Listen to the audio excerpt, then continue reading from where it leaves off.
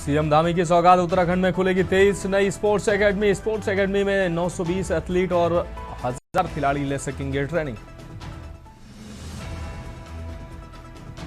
उत्तराखंड में आज बंद का आह्वान, अंकिता भंडारी हत्याकांड को लेकर बंद का आह्वान, वीआईपी नामों के खुलासे की मांग। उत्तराखंड में राशन कार्ड केवाईसी की अंतिम तिथि 15 जनवरी, निर्धारित केवाईसी न होने पर राशन कार्ड होगा निरस्त, आयुष्मान योजना से भी बाहर होना पड़ेगा। अंकिता भंडारी मामले में कथित वीआईपी के खिलाफ मुकदमा दर्ज, पद्म भूषण अनिल प्रकाश जोशी ने की शिकायत।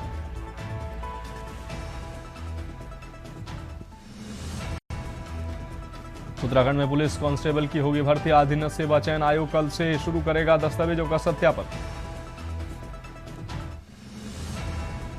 और उत्तराखंड के 4 जिलों में नदी नाले और झरने जमे, पानी की पाइपलाइन फ्रीज, पहाड़ों में बर्फ की मोटी चादर दिखी। आप देख रहे हैं के न्यूज, खबरों का सारथी।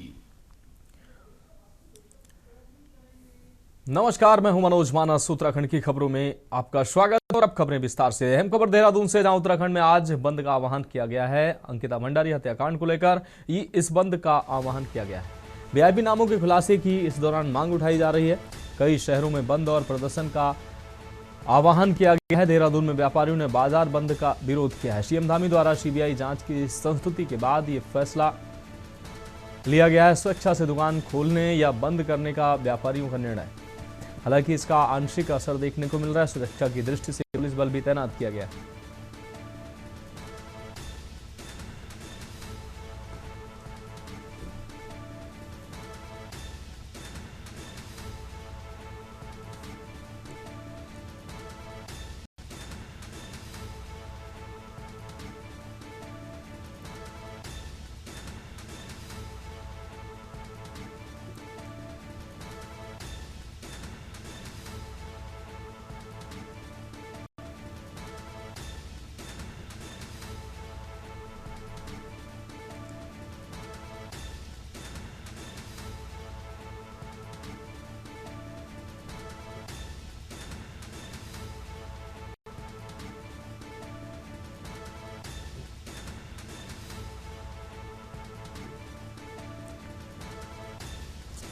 तो सीएम धामी द्वारा सीबीआई जांच की संस्तुति के बाद यह फैसला लिया गया है। व्यापारियों ने बंद का विरोध किया है। स्वेच्छा से दुकान खोलने या बंद करने की बात कही। सुरक्षा की दृष्टि से पुलिस बल भी तैनात किया गया है। तो देहरादून से हम खबर, उत्तराखंड में आज बंद का आह्वान। अंकिता भंडारी हत्याकांड को लेकर बंद का आह्वान किया गया है।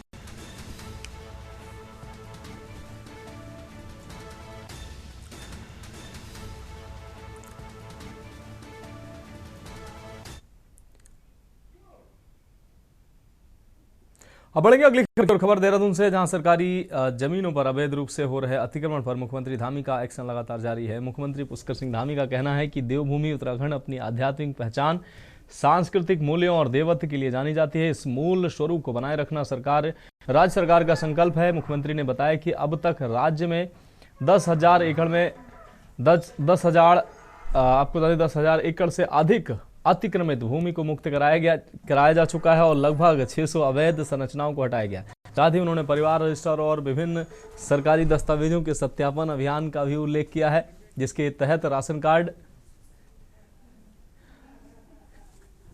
आधार, वोटर आईडी और अन्य दस्तावेजों की जांच की जा रही है। मुख्यमंत्री ने स्पष्ट किया है कि जो भी लोग गलत तरीके से लाभ लेते पाए जाएंगे उनके खिलाफ सख्त कार्रवाई की जाएगी। वही सरकार का उद्देश्य आने वाली पीढ़ियों को सुरक्षित और सशक्त उत्तराखंड देना है। देखिए, देवभूमि उत्तराखंड अपने देवत्व के लिए जानी जाती है और पूरे देश और दुनिया के लोग आस्था, श्रद्धा और सनातन की भूमि, ऋषियों की भूमि, मुनियों की भूमि, तपस्वियों की भूमि के रूप में इस भूमि को जानते हैं। यह अध्यात्म की भी भूमि है, यह आयुष की भी भूमि है, योग की भी भूमि है। इसका मूल स्वरूप बना रहे हमारा संकल्प है और इस संकल्प को लेकर हम लगातार काम कर रहे हैं। अवैध रूप से अतिक्रमित की हुई जमीनें और उसमें बनाई हुई अवैध संरचनाएं, उन सबको कानूनी दृष्टि से हटाना ये हमारा संकल्प रहा है। यहाँ की डेमोग्राफी, यहाँ के सांस्कृतिक मूल्य किसी भी कीमत पर खराब नहीं होने चाहिए। बढ़ेंगे अगली खबर की ओर। खबर हरिद्वार से, जहां कनखल क्षेत्र में उस समय अफरा तफरी मच गई जब 3 अज्ञात युवकों ने सड़क किनारे खड़ी कई गाड़ियों पर ईंट पत्थर बरसाकर उनके शीशे तोड़ दिए। अचानक हुई इस घटना से क्षेत्र में दहशत फैल गई और वाहन स्वामियों में आक्रोश देखने को मिला है। सूचना मिलते ही पुलिस मौके पर पहुंची और क्षतिग्रस्त वाहनों का निरीक्षण किया है। पुलिस आसपास लगे सीसीटीवी कैमरों की फुटेज खंगाल रही ताकि आरोपियों की पहचान की जा सके। फिलहाल पुलिस मामले की जांच में जुटी हुई है।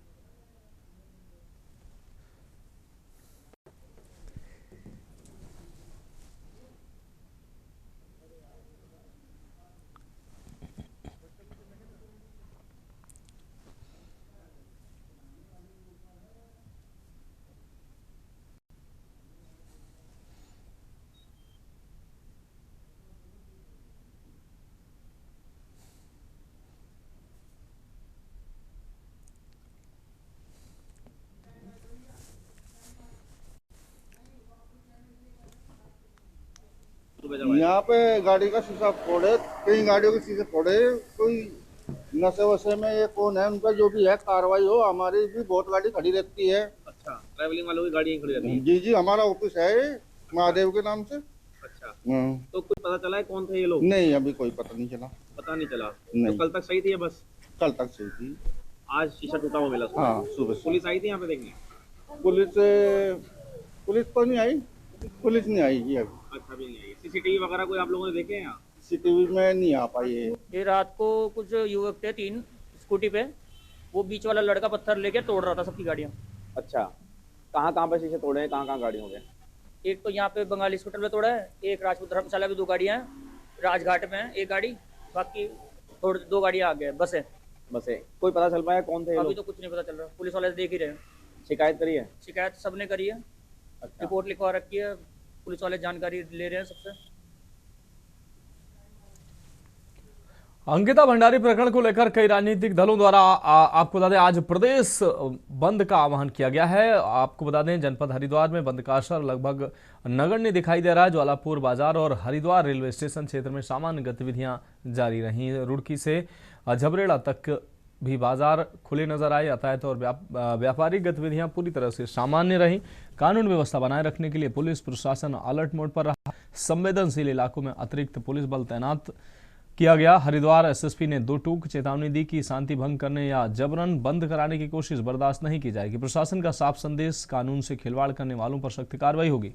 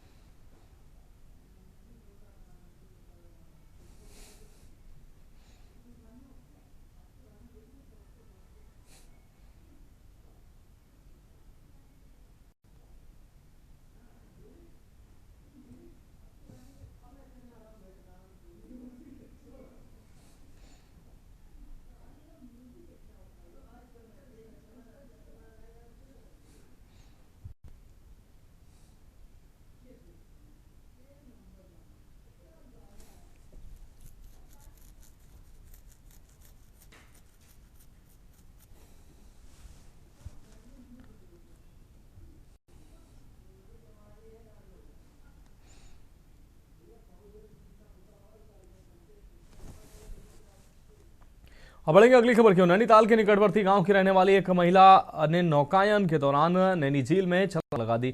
महिला के छलांग लगाते ही नाव चालक ने तत्परता दिखाते हुए महिला को झील में डूबने से बचाकर बाहर निकाल लिया। पुलिस को सूचित किया गया। सूचना के बाद मौके पर पहुंची मल्लीताल पुलिस महिला को कोतवाली लेकर आई। महिला से पूछताछ करने पर उसके परिजनों को सूचित किया गया। महिला को बचाने वाले नाव चालक आपको बता दें चंदन आगरी ने बताया कि महिला ने तल्लीताल बोट स्टैंड से नाव का टिकट लेकर नौकायान के लिए निकली थी। जैसे ही वह पाषाण देवी के समीप पहुंची उसने नैनी झील में छलांग लगा दी। लाइफ जैकेट पहने होने की वजह से उसे झील में डूबने से बचा लिया गया। नाव चालक की माने तो महिला मानसिक रूप से अस्वस्थ है।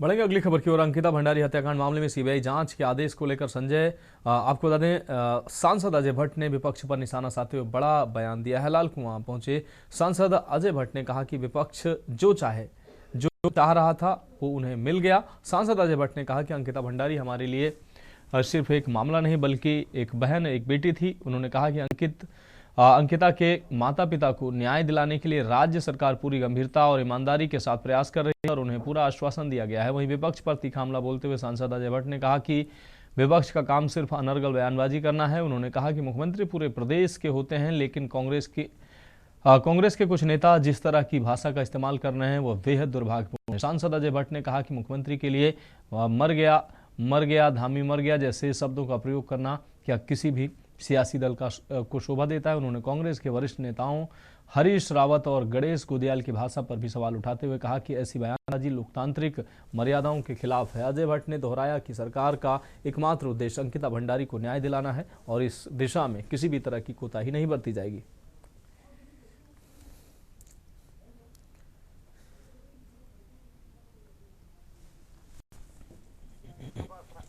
उन्हें माफी नहीं, कांग्रेस को माफी मांगना चाहिए। ऑथेंटिसिटी क्या है?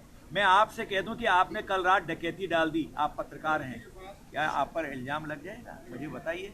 एक प्रोसीजर होता है, नियम होता है, कानून होता है, और उस बेटी की आत्मा को बार बार झकोर कर जो राजनीति कर रहे थे वो लोग क्या कहेंगे आप मुझे बताइए। उन्हें माफी नहीं, कांग्रेस को माफी मांगना चाहिए। ऑथेंटिसिटी क्या है?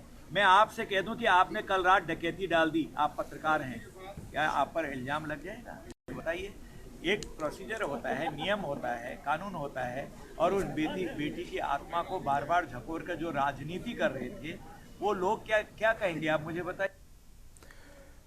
बढ़ेंगे अगली खबर की ओर। खबर अक्सर से जहां नशा परिवारों में कलह और विवाद का कारण बनता जा रहा है। नशे के आदी पति ने अपनी ही पत्नी को 5 मासूम बच्चियों सहित कड़ाके की ठंड में घर से बाहर निकाल दिया। लक्सर के डॉक्टर यशपाल अग्रवाल और कुछ अन्य लोगों ने महिला को आश्रय दिया। बाद में जानकारी मिलने पर पुलिस ने मामले की छानबीन शुरू की।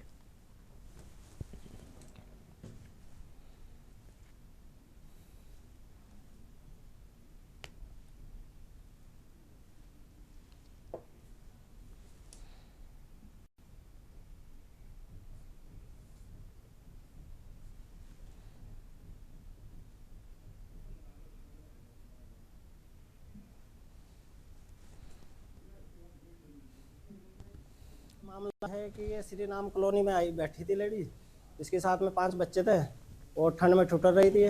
तो फिर मैडम ने देखा हमारी कि यहाँ पब्लिक क्यों इकट्ठी हो रही, तो उसके बाद फिर मैडम ने डॉक्टर साहब पर फ़ोन किया कि ऐसे ऐसे कोई लेडीज़ है घर से निकली हुई है। तो फिर डॉक्टर साहब ने इसको यहाँ हॉस्पिटल में बुलवाया।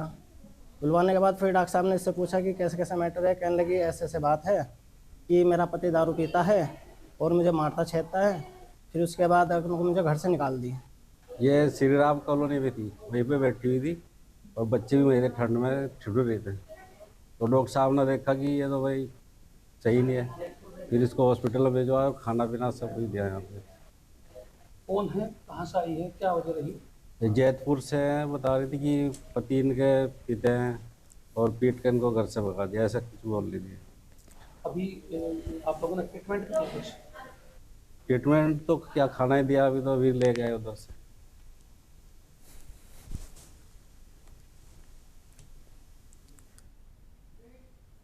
खबरों में वक्त एक ब्रेक का, जल्द हाजिर होंगे।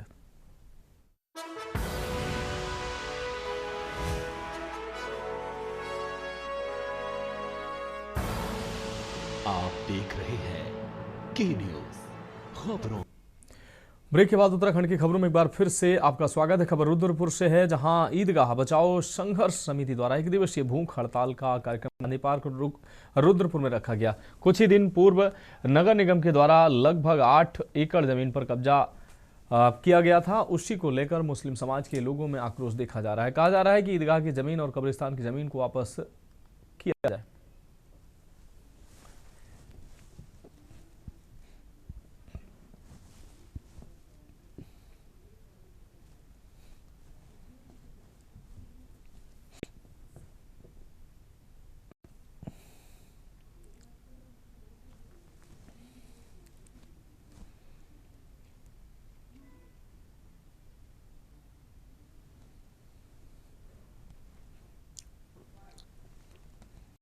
संघर्ष समिति, ये इसका दूसरा रूप मैं बताऊं कि हिंदू मुस्लिम सिख ईसाई सबकी समिति है, तो सब लोग इसमें शामिल हैं और शहर के अमन को बरकरार रखने के लिए ये समिति बनी।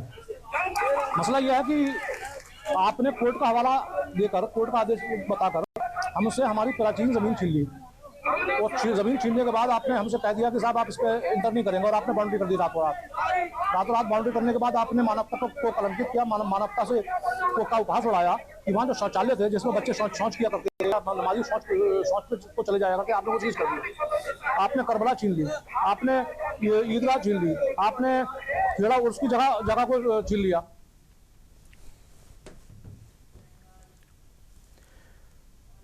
अगली खबर शुरू करेंगे। खबर लाल कुआं से है, जहां उत्तराखंड के कुमाऊं क्षेत्र के लिए रेल कनेक्टिविटी के मोर्चे पर एक बड़ी और अहम सौगात मिली है। क्षेत्रीय सांसद और पूर्व केंद्रीय रक्षा राज्य मंत्री अजय भट्ट ने लाल कुआं बेंगलुरु स्पेशल एक्सप्रेस ट्रेन को हरी झंडी दिखाकर रवाना किया है। ये ट्रेन कुमाऊं को सीधे दक्षिण भारत से जोड़ने की दिशा में एक महत्वपूर्ण कदम माना जा रहा है। सांसद अजय भट्ट ने कहा कि कुमाऊं क्षेत्र की जनता की लंबे समय से मांग थी कि उन्हें देश के बड़े शहरों से बेहतर रेल कनेक्टिविटी मिले। आने वाले समय में हम कुमाऊं से वंदे भारत एक्सप्रेस चलाने के लिए भी रेल मंत्रालय पर लगातार प्रयास कर रहे हैं। लाल कुआं स्टेशन का विस्तारीकरण तेजी से हो रहा है और यह स्टेशन भविष्य में उत्तराखंड का सबसे बड़ा रेलवे स्टेशन बनेगा।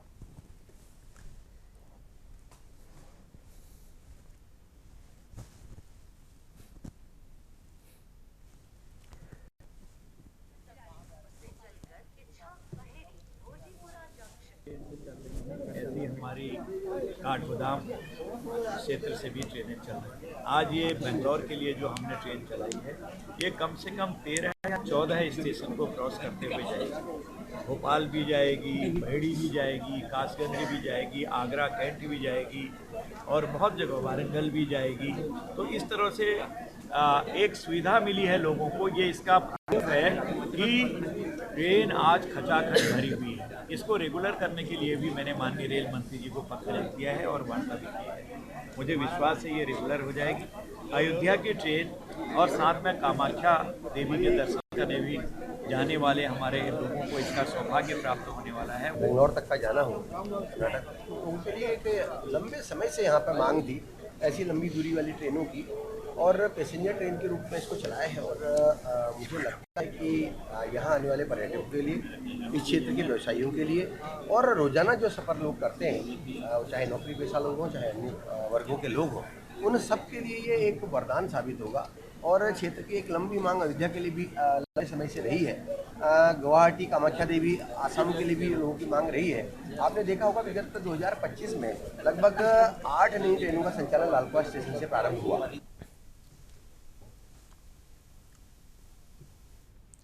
अगली खबर देहरादून से, जहां मानवाधिकार एवं सामाजिक न्याय संगठन द्वारा मानवाधिकार के अधिकार विषय पर एक कार्यशाला का आयोजन किया गया है। कार्यक्रम जस्टिस राजेश टंडन के मार्गदर्शन में आयोजित हुआ। इस दौरान संगठन के सदस्यों को नेम प्लेट व आईडी कार्ड वितरित किए गए तथा नए सदस्यों का स्वागत किया गया।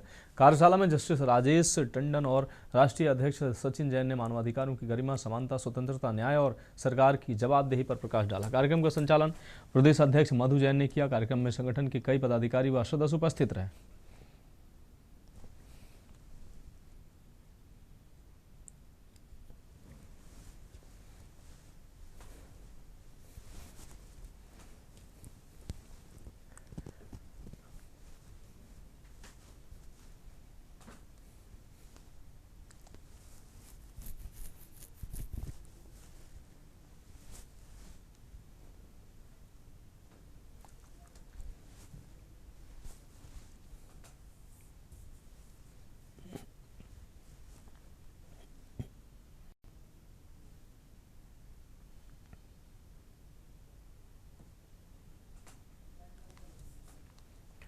बढ़ेंगे अगली खबर की ओर। खबर देहरादून से, जहां उर्मिला सनावर को एसआईटी जांच के सिलसिले में हरिद्वार बुलाए जाने को लेकर अब कांग्रेस ने भाजपा और सरकार पर सवाल खड़े किए हैं।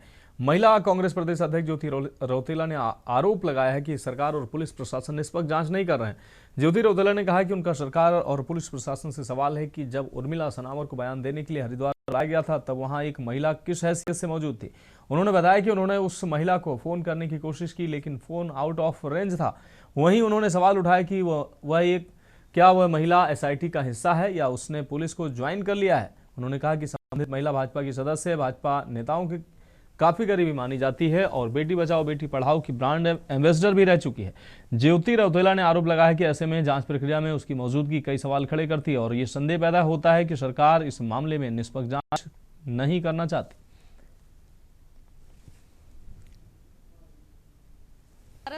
हमारा सरकार से, पुलिस प्रशासन से सवाल है। मैं कल हरिद्वार की जो एसएसपी उनको भी फ़ोन करी थी, उनका फ़ोन आउट ऑफ रेंज चल रहा था कि उर्मिला सनावर जहाँ पे एसआईटी में अपना बयान दे रही है वहाँ पे ये महिला क्या कर रही है, क्या उन्होंने एसआईटी ज्वाइन कर ली या उन्होंने पुलिस ज्वाइन कर ली है, पुलिस फोर्स ज्वाइन कर ली है, क्योंकि वो भाजपा के जो भाजपा पार्टी उसके मेंबर भी हैं, भाजपा के नेताओं के काफ़ी क्लोज हैं और वो बेटी बचाओ बेटी पढ़ाओ के इनके ब्रांड एम्बेसडर भी हैं और वो एसआईटी जांच में वहाँ पे हिस्सा ले रही है। वो क्यों ले रही है, ये सवाल उठता है कि क्या सरकार अब भी निष्पक्ष जांच अंकिता के मामले में नहीं करना चाहती। फिलहाल खबरों में अभी के लिए इतना ही। मुझे दीजिए इजाजत और आप देखते रहे के न्यूज़ इंडिया।